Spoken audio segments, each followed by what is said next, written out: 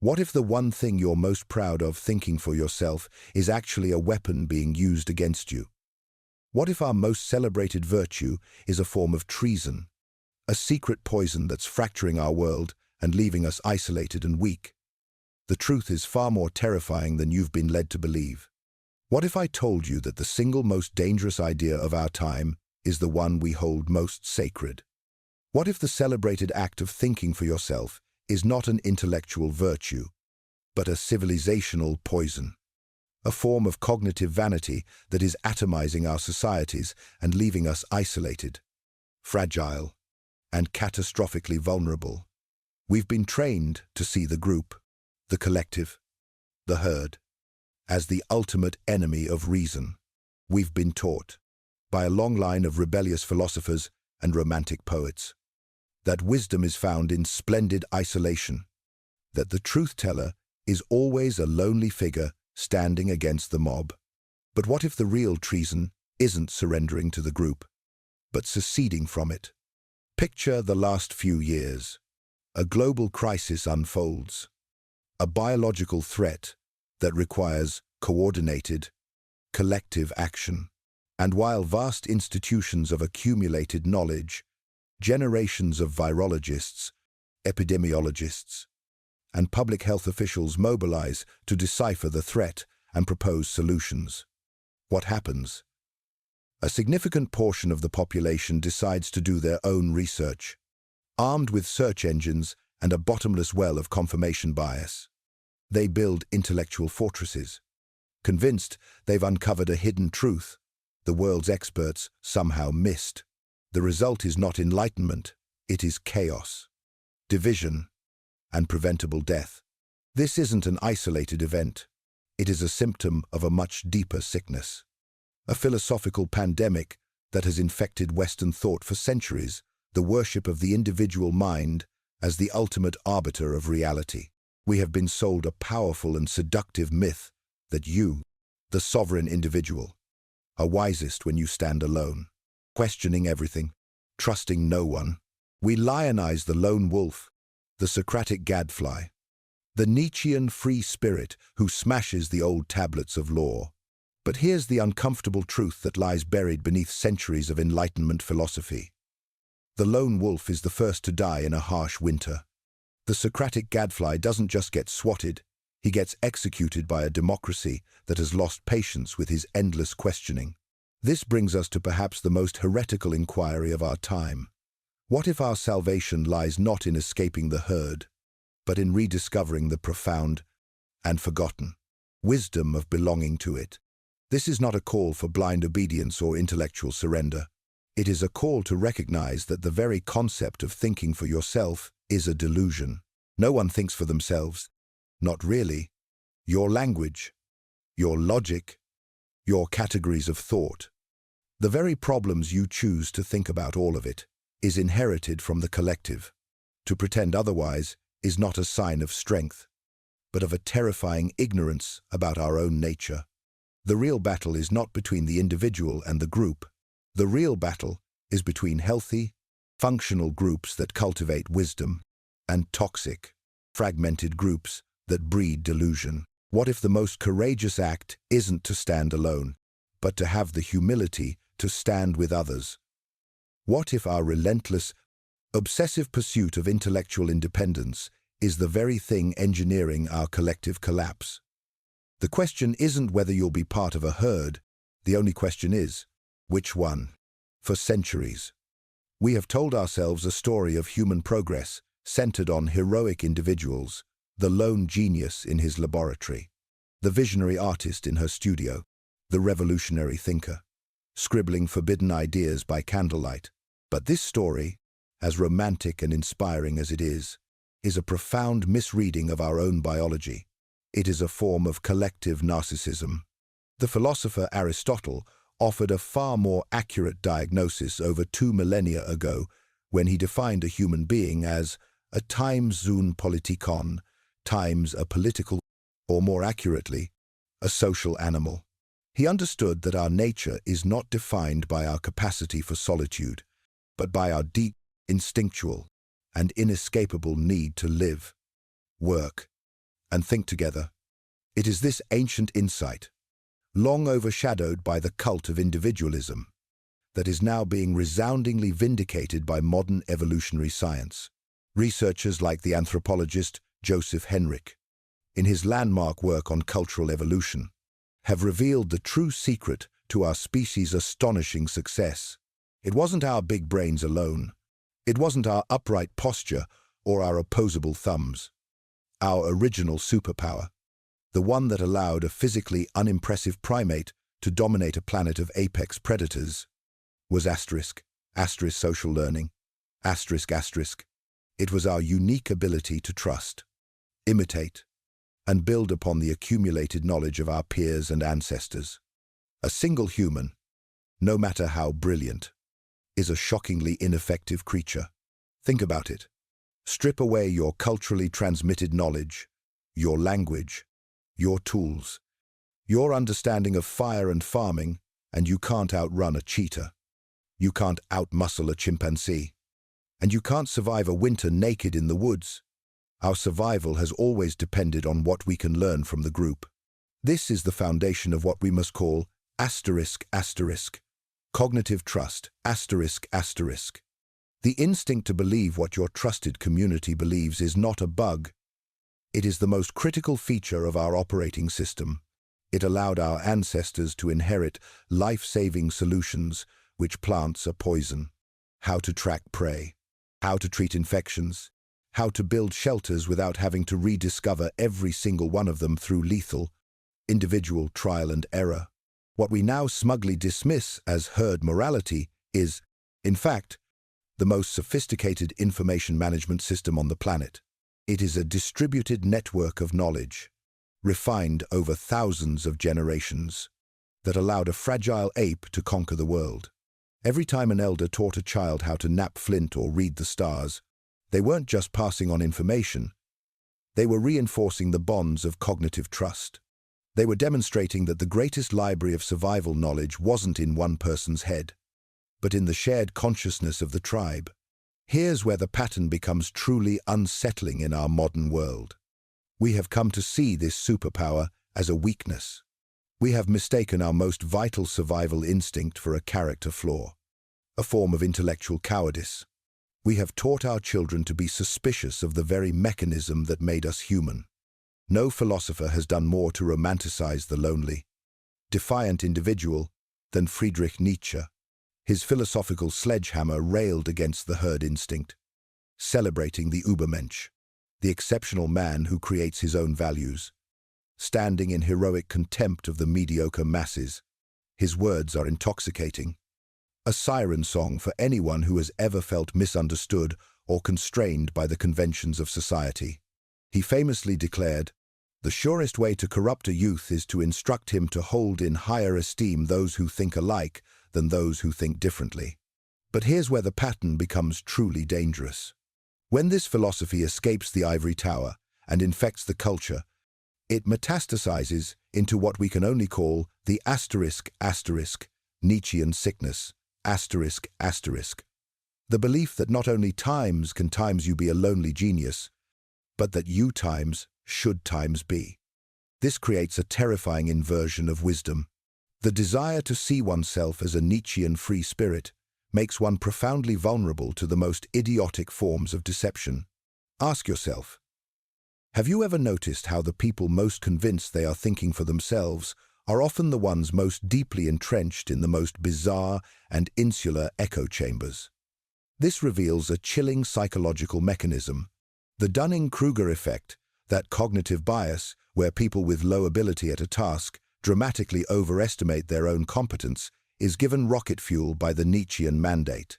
The beginner who has watched a few online videos feels a cultural pressure not just to have an opinion, but to have a dissident times opinion. Because our culture has mistakenly taught us that dissent is a marker of intelligence, the radical thinker becomes the easiest dupe, the most pliable pawn, because their ego is now inextricably tied to rejecting the consensus. They are no longer evaluating evidence, they are performing a role. They are cosplaying as a genius. Social media has weaponized this sickness on an industrial scale, creating what we might call the outrage industrial complex. For the aspiring Übermensch, it feeds our vanity, rewarding the most contrarian, least nuanced, and most confidently ignorant takes with the addictive dopamine of engagement. It transforms the noble, difficult pursuit of truth into a desperate, pathetic performance of individuality. The herd Nietzsche warned us about hasn't vanished. It has simply fractured into a million smaller, angrier, and infinitely more delusional herds, each one led by people who believe they are the solitary shepherd. In our desperate attempt to escape the herd, we have built for ourselves an infinite number of smaller, more intellectually impoverished pens, each one wallpapered with mirrors. While Nietzsche was celebrating the heroic individual, his contemporary, the French sociologist Émile Durkheim, was diagnosing the catastrophic consequences of social fragmentation.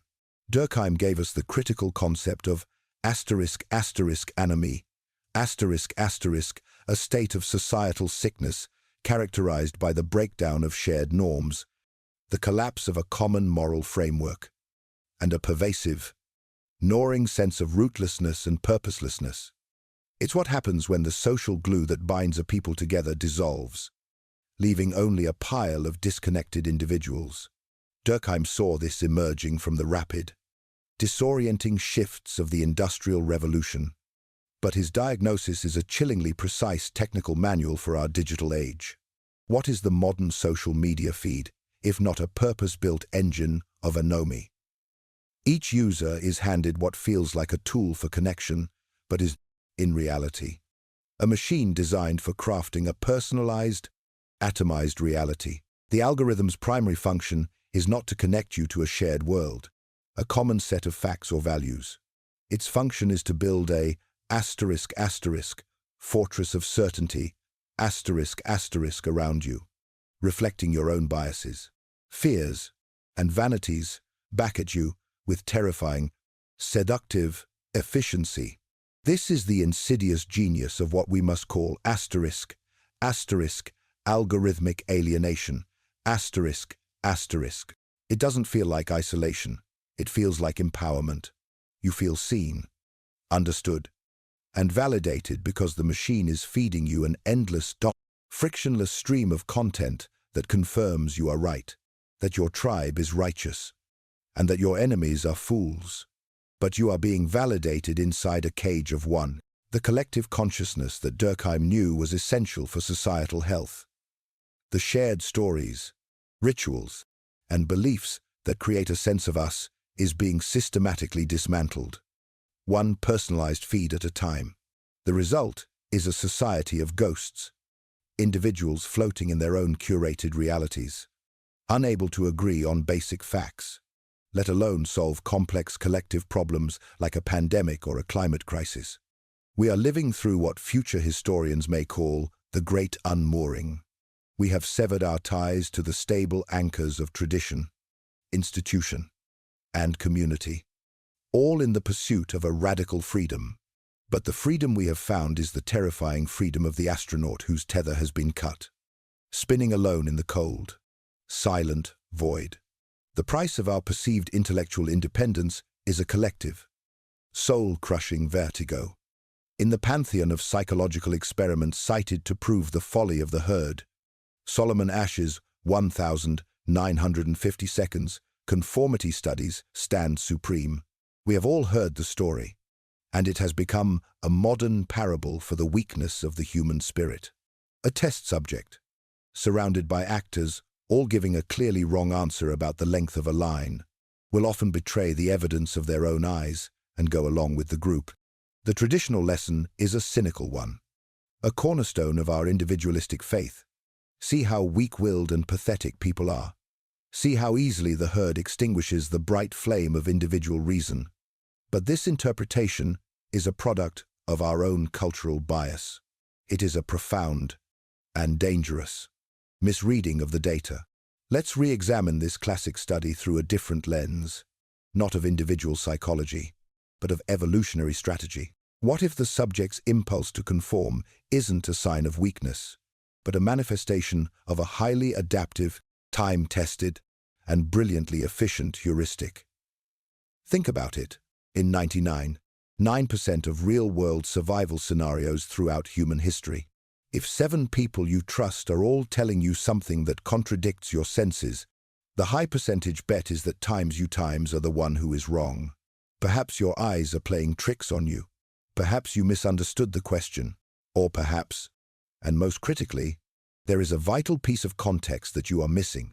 Choosing to trust the consensus of your tribe is an incredibly sophisticated risk management strategy. It's a bet on collective wisdom over the fragility of individual perception. This reveals what we should call the adaptive genius of conformity,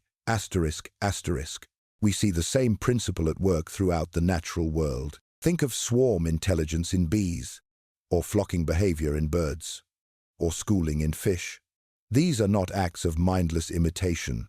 They are complex, decentralized systems where simple rules of conformity lead to breathtakingly intelligent collective outcomes, allowing thousands of individuals to act as a single, coordinated superorganism.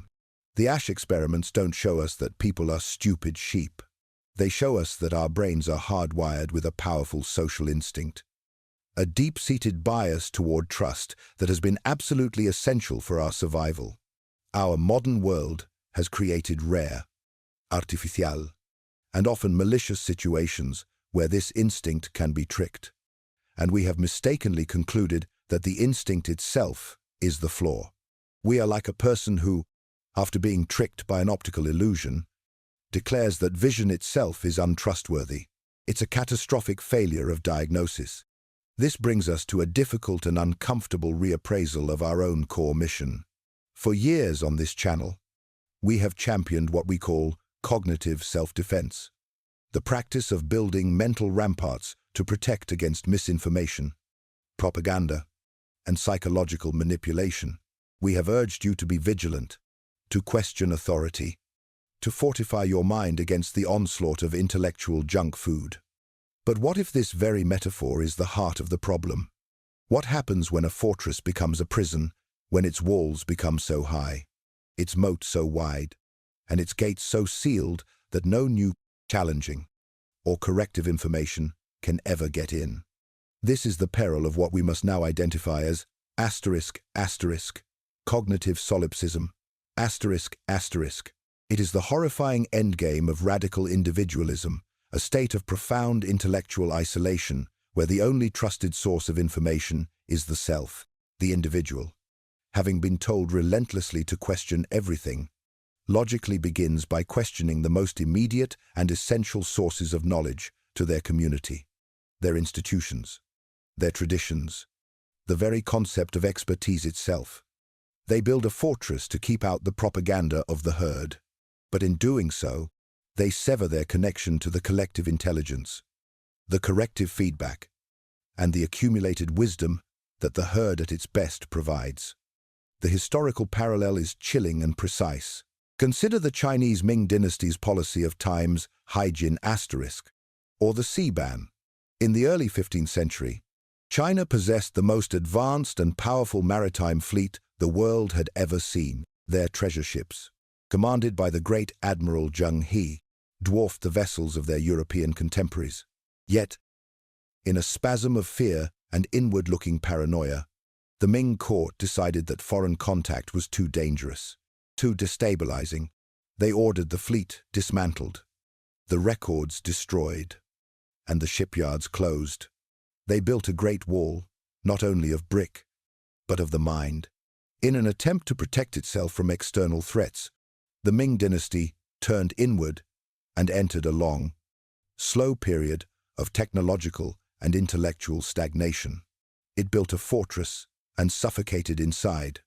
Today, we are building billions of such fortresses, one for every mind scrolling its personalized feed. The practice of cognitive self-defense, when taken to its paranoid extreme, doesn't create a nation of brilliant critical thinkers. It creates a nation of isolated sovereigns, each ruling over a kingdom of one. convinced of their own infallibility, and utterly incapable of launching a ship, much less building a civilization. Together, what do a religious service, a military parade, a university graduation, and a stadium full of fans singing their team's anthem all have in common? From a purely rational, individualistic standpoint, they are profoundly inefficient and arguably absurd. They are rituals, and our hyper-individualistic, obsessively utilitarian modern world has taught us to be deeply suspicious of them. We see them as relics of a primitive past, as tools of social control designed to enforce conformity, or simply as pointless wastes of time. But this cynical, impoverished view misses the profound biological and sociological purpose of ritual. As anthropologists from Durkheim to Victor Turner have long understood, rituals are the primary mechanisms through which a group builds, maintains, and reaffirms its collective identity. They are coordinated, often emotional, shared experiences that synchronize minds and hearts, forging bonds of trust that are infinitely deeper than mere intellectual agreement. Rituals are how a group says we and actually feels it in their bones. The synchronized movements, the shared chants, the common focus of attention. These are not trivial decorations. They are technologies for generating what Durkheim called collective effervescence, a feeling of shared transcendence that melts away the boundaries of the individual self and merges it with the group. The problem is, our society is suffering from a crippling ritual deficit, As we have secularized, commercialized, and atomized, we have systematically dismantled the great unifying rituals that once gave people a sense of belonging to something larger and more enduring than themselves. We have left a void, a deep starvation in the heart of the social animal, and into that void have rushed the toxic pseudo-rituals of the digital age, the performative outrage of a Twitter mob, the call and response chanting of a partisan political rally streamed online, the shared conspiratorial knowledge of an anonymous forum. These are the flimsy, brittle, and often hateful rituals we have invented to replace the ones we lost. They offer a fleeting, intense hit of belonging, but they are built on the cheap, unsustainable fuel of shared grievance, not shared creation. They unite us against a common enemy, but they give us nothing to build together. We have forgotten how to perform the rites of unity, and as a result, we are losing the very ability to be unified. This leads us to a final, sobering diagnosis. The uncomfortable truth is that our most celebrated virtue, our rugged individualism, our defiant self-reliance, has become our most catastrophic flaw. We have been taught for generations to worship the lone thinker, the defiant dissident, the sovereign self, completely forgetting that, in the long, brutal, and unforgiving history of our species, the isolated individual is a statistical error, a rounding error on the way to extinction. The fundamental unit of human survival and progress has never been the person, it has always been the tribe. Our enemy is not, and has never been, the herd. Our enemy is the profound, seductive, and ultimately lethal arrogance of believing we are smart enough to go it alone. We've mistaken the deep, time-tested wisdom of crowds for the fleeting madness of mobs. We've confused conformity, our species' greatest learning tool, with intellectual cowardice. We have systematically dismantled the institutions of collective trust from the family to the church, to the university, to the government, and have been left with nothing but our own hopelessly biased, easily manipulated, and desperately lonely minds. This is the great paradox of our age. Our relentless quest for total intellectual independence has led to the most profound and easily exploited intellectual vulnerability. The man who trusts no one is the easiest man to fool, because his only source of information is his own ego. But within this terrifying diagnosis lies the seed of our recovery. If our sickness is an arrogance we have learned, then our cure can be a humility we can choose. If our isolation is a product of our own paranoid fortress building, then, Connection can be achieved by having the courage to tear down the walls and open the gates. The future isn't something that can be figured out by a single mind, no matter how brilliant. It's a collective project, or it is nothing at all. The complex, existential challenges we face, from climate change to pandemics to the rise of artificial intelligence, cannot be solved by a billion people doing their own research. They require a level of coordinated trust, shared sacrifice, and collective intelligence that our current culture actively despises. We are like a crew on a storm-tossed ship, where every sailor has decided they are the captain and that the rest of the crew is the enemy. It is a formula for shipwreck. So we stand at a crossroads. The choice before us is no longer between intellectual courage and intellectual surrender, as we once believed. The true choice is between the arrogant isolation of the individual and the humbling wisdom of the collective. Will you continue to build the walls of your personal fortress higher, convinced of your own unique brilliance in a world gone mad? Or will you choose to perform the most difficult, most countercultural, and most radical act of our fractured age, the act of choosing to trust again? This brings us to a final challenge, a complete inversion of the challenges we have issued in the past. Your mission, should you choose to accept it, is not to find a belief to question, it is to find a trustworthy community to join. Your task is not to engage in cognitive self-defense, but to practice what we will call cognitive surrender ***. This week, I want you to identify a group, an institution, or a community that has a long track record of producing knowledge or creating value. It could be a local charity, a civic organization, a professional society in a field you respect, a religious institution with centuries of tradition, or even a scientific body like the National Academy of Sciences. Then, spend 1 hour learning about their shared mission, their history, their methods, and their rituals. But do so not as a detached critic looking for flaws, not as a free thinker searching for reasons to feel superior. Do so as a prospective member, asking not what's wrong with these people, but what enduring wisdom holds them together. What have they learned, collectively, that I could never learn on my own?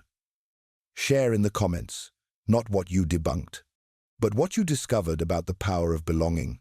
Because in an age that profits from our division, in an outrage economy that rewards the loudest and loneliest voice, the most courageous thing we can do is not to think alone, but to learn how to trust together. The future of human consciousness doesn't lie in a billion separate, fortified castles of the self. It lies in the bridges we have the courage to build between them. In an age that worships the individual, the most radical act is to choose trust. Let us know in the comments what bridges you're choosing to build. Thank you for watching Psychology Explained. If you believe this fight for our collective mind is the most important one of our time, don't forget to subscribe to Psychology Explained and hit the notification bell. The work is difficult, but it has never been more necessary.